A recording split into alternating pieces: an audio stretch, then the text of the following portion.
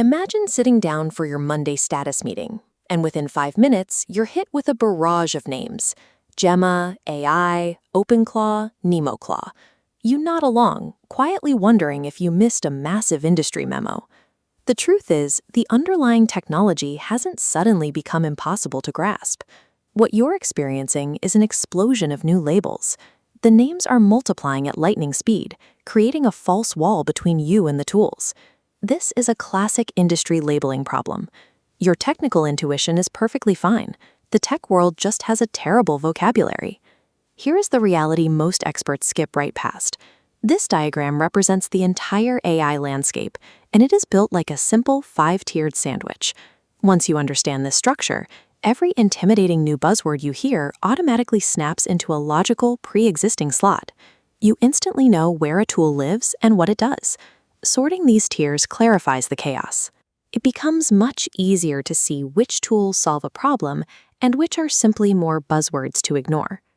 Layer 1 is the app. This is where you live.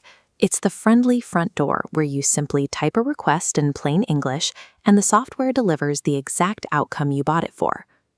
Layer 2 introduces the agent. This is the driver of the vehicle, and it represents the most significant shift we saw in the spring of 2026, the rise of agentic workflows. We have moved past software that simply answers questions. Agents take a goal and independently execute multi-step tasks. They navigate systems and do the actual work without pausing to ask you for permission at every single step. This is where new tools like Ploy and OpenClaw operate. You point them at a system, and they handle entire workflow on their own, building web pages, writing copy, and updating your customer databases in the background. There is also Hermes, a self-improving driver that observes how you specifically work and writes its own custom shortcuts to match your habits. Managing Layer 2 means shifting focus from software that suggests answers to software that executes work. Beneath the driver sits Layer 3, the model. This is the actual brain, providing the core intelligence and reasoning behind the apps and agents.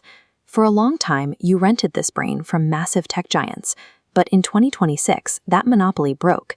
Microsoft released independent AI models, flooding the market and causing intelligence costs to plummet. At the same time, we saw the release of open-weight models like GLM 5.2 and Google's Gemma 4. These brains are now compact enough that you can download them and run them entirely offline, right on your office laptop or your phone. Because the data processing happens physically on your device, nothing is sent to a corporate server. This local setup pairs high-level reasoning with absolute data privacy. Moving down, Layer 4 is the tune-up shop.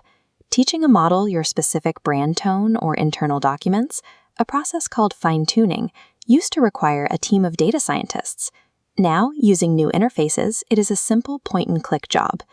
Finally, Layer 5 is the hardware. This is the physical foundation, the silicon chips, local phones, and remote servers where the actual computation takes place. Here is the best part. If you are managing a team or running a business, you can almost entirely ignore these bottom 2 layers on a day-to-day basis. You need to care that you arrive at your destination on time and safely. You do not need to know how to rebuild the gearbox to get there. With the technology sorted, your job as an operator comes down to 3 practical decisions. First is sourcing. You have to choose whether to buy an off-the-shelf app, build a custom agent on an open model, or blend the two for different departments. Second is location. You weigh the exact sensitivity of your data and your budget to decide whether to rent a massive brain in the cloud or keep a smaller model running locally. This diagram maps the path of autonomous tasks. The third and most critical decision is governance. Industry forecasts show that a massive share of agent projects will fail by 2027 simply because they lack human checkpoints and security guardrails. When software can act on its own, it needs permissions and a paper trail. Your human oversight, intuition, and control are the actual strategic assets that keep these agents scaling reliably instead of running off the rails. Today's agents are brilliant loners, but new standards like the Model Context Protocol and agent-to-agent communication are creating universal plugs for the stack. This allows agents from different layers and vendors to share goals and context through a common language. Practically, this connection allows an airline's agent and a hotel's agent to negotiate dates and budgets directly. they can hand off the baton without dropping it, delivering a finished itinerary to your screen without you juggling the tabs. Before your next quarterly review, the specific names of these models will change. There will be a new tool dominating your feed, but this 5-layer stack will remain exactly the same.